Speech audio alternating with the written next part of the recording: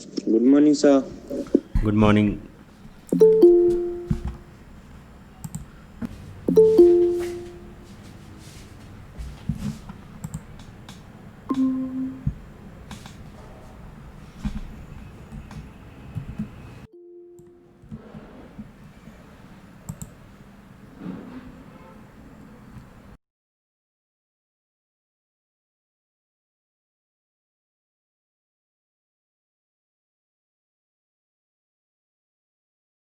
Today we will do dual combustion cycle. ये आपका जो सिलेबस के अंदर जो है 3 साइकिल्स हैं, उसमें 2 तो हमने कंप्लीट कर लिए थे, तो third one is a dual combustion cycle. So we will discuss this cycle and then thereafter we will solve 1 or 2 numericals अगर टाइम हुआ तो।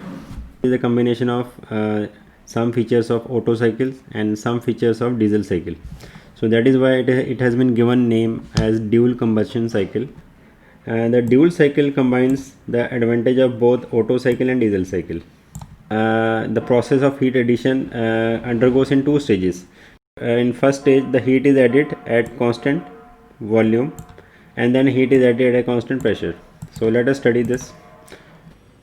So now as you can see on the diagram, 1 to 2 is isentropic compression, and from 2 to 3 the heat is added during at constant volume, and then again heat is added during constant pressure process. Now from 4 to 5 there is isentropic expansion, and then the cycle completes from 5 to 1, rejecting heat at constant volume. So this is temperature entropy diagram for the dual cycle. Now entropy is same, remains same during process 1 to 2, that is during isentropic process, and again it remains constant during isentropic expansion, that is during 4 to 5. And these two cycles, they are showing heat addition from 2 to 3, again from 3 to 4. Now let us see the processes and the various equations which is involved in this process. Now first process is isentropic compression. तो यहाँ पे जो heat addition हुई है वो है मास m into specific heat at constant volume into T3 minus T2. So this is equation for this constant volume heat addition.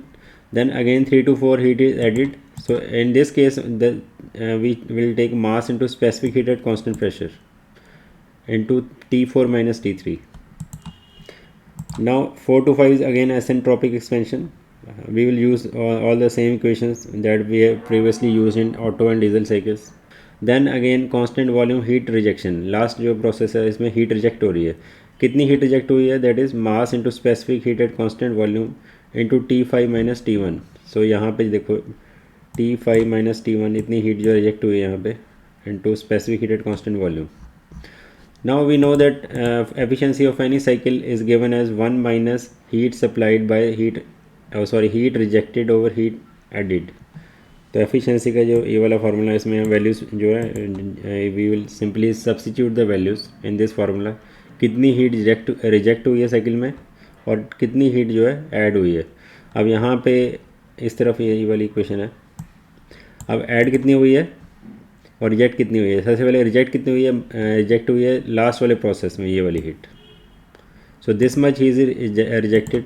सो ये जो है टर्म ऊपर आएगी mass into specific heat at T5 minus T1. Add कितनी हुई है, इन दोनों को ऐड कर लो.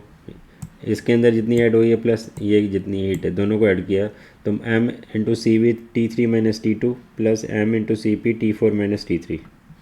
सो यहाँ से इसको सॉल्व करके जो हमारी इसका ड्यूल कंबशन साइकिल की एफिशिएंसी आती है, it is comes out to be 1 minus T5 minus T1 T3 minus T2 plus gamma into T4 minus T3. Now gamma जो है दिस इज़ यहाँ पे ये गामा जो है ये this is CP by CV. Now cut off ratio, इसमें अब अलग अलग जो टर्म्स जो मोस्टली यूज़ करते हैं हम किसी भी उसमें साइकिल के अंदर. First is the cut off ratio which is noted by rho. This is volume after compression and volume before compression V4 by V2 और V4 बाई V3.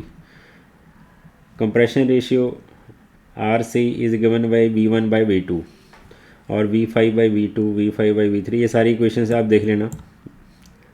ये बड़ी सिंपल इक्वेशन है, आप डायरेक्टली वहाँ से जो है कोरिलेट कर लेना जो इक्वेशन है उसको। Expansion ratio again R E, expansion R E जो है this is expansion ratio, this is compression ratio which is denoted by R C and expansion ratio is denoted by R E. इन तीनों की terms में जो है ये सारा सॉल्व करके ये वाली इक्वेशन तुम्हें यहाँ तक पहुँचना है, ये वाली equation. So this is the final you can say efficiency of dual combustion cycle. तो थोड़ा सा इनका इक्वेशन को आप देख लेना कैसे सॉल्व करना है या इनको याद रख लेना, फाइनल जो आपकी इक्वेशन है।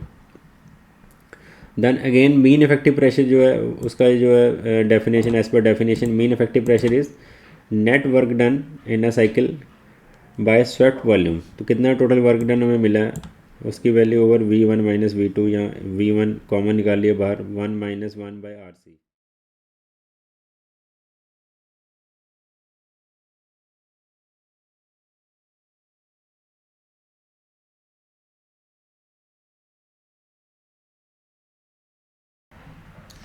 Now next is comparison of Otto cycle, diesel cycle and dual cycles.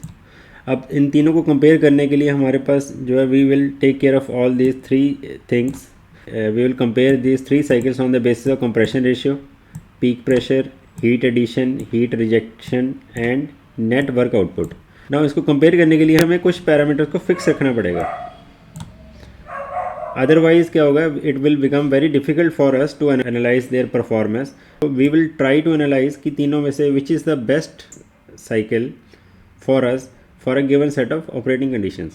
Let us see how we can compare these three cycles.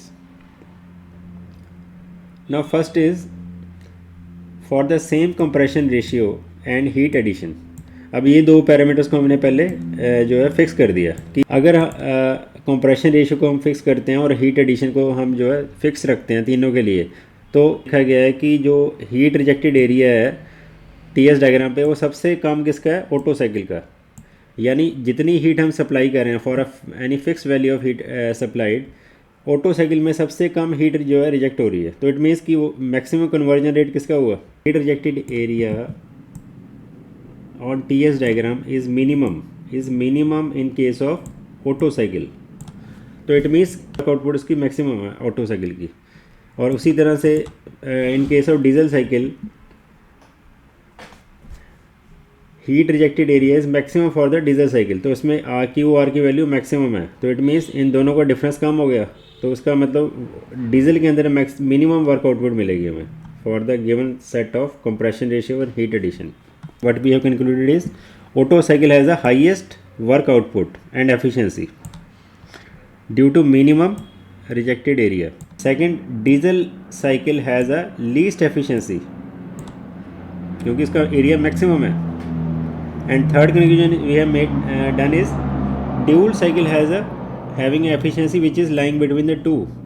Now second हमने दो पैरामीटर्स को फिक्स किया। पहले में हमने क्या किया था, फिक्स कंप्रेशन रेशियो और हीट एडिशन को। अब हमने फिक्स किया कंप्रेशन रेशियो और हीट रिजेक्शन को।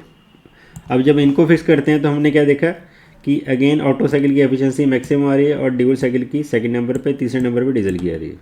नाउ तीसरा पैरामीटर हमारा जो है उसमें हम क्या करते हैं, now we fix the peak pressure, यानी कि मैक्सिमम प्रेशर को फिक्स कर देते हैं, पीक टेम्परेचर को फिक्स कर देते हैं तीनों के लिए, और हीट रिजेक्शन को फिक्स कर देते हैं। अब तीन पैरामीटर को फिक्स कर किया तो अब हमारा जो सारे रिजल्ट्स चेंज हो गए। इसका मतलब क्या हुआ कि जब पीक प्रेशर की बात होती है पूरे साइकिल के अंदर, अगर हम देखें कि पीक प्रेशर के बेसिस पे हम निकालते हैं एफिशिएंसी, तो उस केस में अब डीजल साइकिल की एफिशिएंसी सबसे ज़्यादा आ रही है, सेकंड नंबर पे ड्यूल साइकिल की आ रही है, थर्ड नंबर पे ऑटो साइकिल की आ रही है। तो सब कुछ रिवर्स हो गया यहाँ पे। तीसरे नंबर पे again we fix the maximum pressure and heat reject input. अब तीसरे में हम क्या करते हैं, मैक्सिमम प्रेशर को फिक्स कर देते हैं और हीट इनपुट को फिक्स करते हैं। तो इस केस में again we will find that diesel cycle की एफिशिएंसी मैक्सिमम आ रही है और ऑटो की मिनिमम आ रही है। लेकिन सभी केसेस में जो ड्यूल साइकिल है इट रिमेन्स इन बिटवीन। इन सभी केसेस में ड्यूल साइकिल जो है वो उसकी वैल्यू जो है ऑलमोस्ट कांस्टेंट रही है। तो इट मीन्स हमारे लिए ड्यूल साइकिल सबसे सुपीरियर है, क्योंकि यहाँ पे अलग अलग पैरामीटर पे कभी ऑटो साइकिल आगे आ रहा है, कभी डीजल साइकिल आगे आ रहा है, लेकिन ड्यूल साइकिल जो है एक तरह से दोनों के इंटरमीडिएट कंडीशंस में वो फिक्स है। लास्ट में हम क्या देखते हैं, अगर मैक्सिमम प्रेशर की वैल्यू फिक्स करते हैं और वर्क आउटपुट के बेसिस पे चेक करें if we check this parameter on the basis of maximum pressure and work output, तो उस केस में will find that again dual cycle sorry diesel cycle की एफिशिएंसी मैक्सिमम है और ऑटो की मिनिमम है. सो आई थिंक क्लियर हो गया सबको. अब एक न्यूमेरिकल कर लेते हैं इसके बाद. Yes sir. Okay, just give me 2 minutes, मैं सेटिंग कर लूँ जरा. Just hold on for 2 minutes.